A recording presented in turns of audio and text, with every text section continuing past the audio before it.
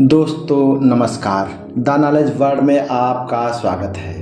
दोस्तों, एक ऐसा महात्मा जिसने उजाड़ दिए लाखों दलित परिवार, इन परिवारों से निकलते 80 सांसद और 400 विधायक इतनी बड़ी संख्या में अपने प्रतिनिधि चुनने में सक्षम हो जाते। दलित परिवार राजनीतिक सत्ता में भागीदार होने पर वे दलितों के सशक्त गढ़ बन जाते।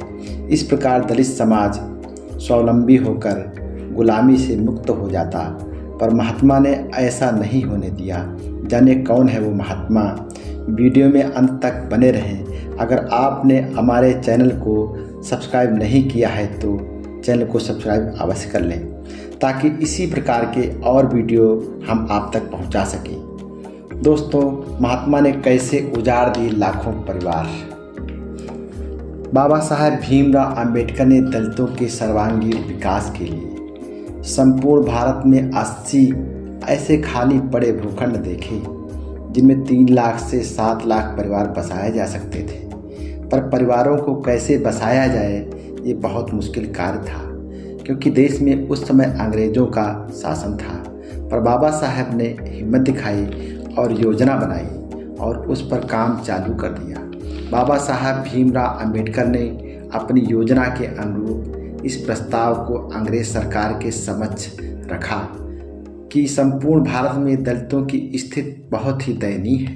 उनके पास रोटी, कपड़ा, मकान जैसी सुविधाएं न होने के कारण उनका जीवन जंगली व खनाबदोशी हो गया है। हमने संपूर्ण भारत में 80 ऐसे भूखंड देखे हैं जिनमें लगभग 7 लाख परिवारों को बसाया जा सकता है। अंग्रेज सरकार ने बाबा साहब के इस प्रस्ताव को स्वीकार कर लिया और बाबा साहब की सच्ची लगन और सूझबूझ ने सन 1945 ईस्वी में इसके लिए सेपरेट सेटलमेंट एक्ट पास करवा दिया। सरकार ने सरकारी लागत से इन 80 भूखंडों को संपूर्ण विकसित क्षेत्र बना देने की योजना को अंतिम रूप दे दिया, जिसकी रूपरेखा इस प्रकार थी कि 80 भूखंडों पर लगभग 7 लाख दलितों को बसाकर एक एक परिवार को 7 एकड़ भूमि आवंटित किया जाना था। इसके अतिरिक्त विद्यालय, अस्पताल, सड़क, पानी जैसी तमाम योजनाओं को लागू कर पूर्ण विकसित क्षेत्र बनाना था।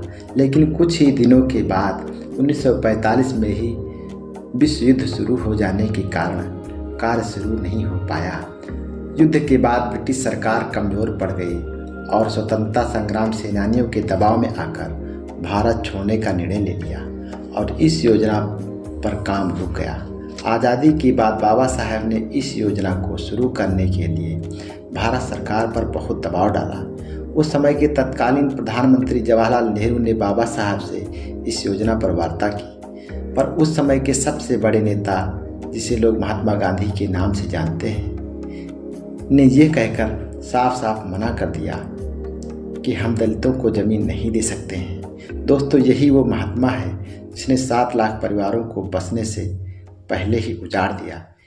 इसी एक महात्मा ने के कारण संपूर्ण भारत के दलितों की ज़िंदगी में आज भी अंधेरा है। भाइयों, महात्मा गांधी जैसा दलित विरोधी आज तक देश में पैदा नहीं हुआ। कोई दूसरा हो तो कमेंट बॉक्स में ज़रूर बताना। दोस्तों, यह योजना इतनी विशाल थी कि भारत का दलित आज गुलाम और कमज़ोर ना होकर मालिक होता और धन, धरती, शिक्षा, संपत्ति से संपन्न होता। इस योजना से न केवल दलित समाज स्वावलंबी होकर गुलामी से मुक्त हो जाता, बल्कि 80 सांसद, 400 विधायक चुनने में सक्षम हो जाता। राजनीतिक सत्ता में भागीदार होने पर वे दलितों के सशक्त गढ़ बन जाते, जिसका प्रभाव भारतवर्ष के दलितों शोषितों पर पड़ता और इस प्रकार भारतवर्ष एक मजबूत विकसित राष्ट्र की नींव रख पाता और आज विकसित होकर पूरे संसार के सामने अपने खोए हुए गौरव को प्राप्त कर विश्व गुरु और सोने की चिड़िया कहलाता और भारतवर्ष पुनः एक बार फिर से शोषण मुक्त होकर अपने शौर्य गाथा में लीन हो जाता। पर दुहाई ऐसे महात्मा गांधी की, जिसने भारतवर्ष के साथ साथ करोड़ों करोड़ों दलितों को बसाने से पहले ही उजाड़ दिया। आज भारत को आज़ाद हुए 70 वर्ष से अधिक हो गए हैं, पर दलित उत्थान के लिए, उनके विकास के लिए सेपरेट सेटलमेंट एक्ट जैसी कोई योजना नहीं बनी और ना ही इससे अच्छी कोई योजना बनी है।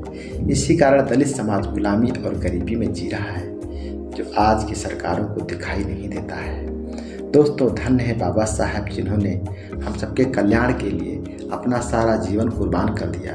दोस्तों, आपको यह वीडियो कैसा लगा हमें कमेंट करके अवश्य बताएं। इसी तरह के और वीडियो पाने के लिए हमारे चैनल को सब्सक्राइब जरूर करें। आप सभी का बहुत बहुत धन्यवाद।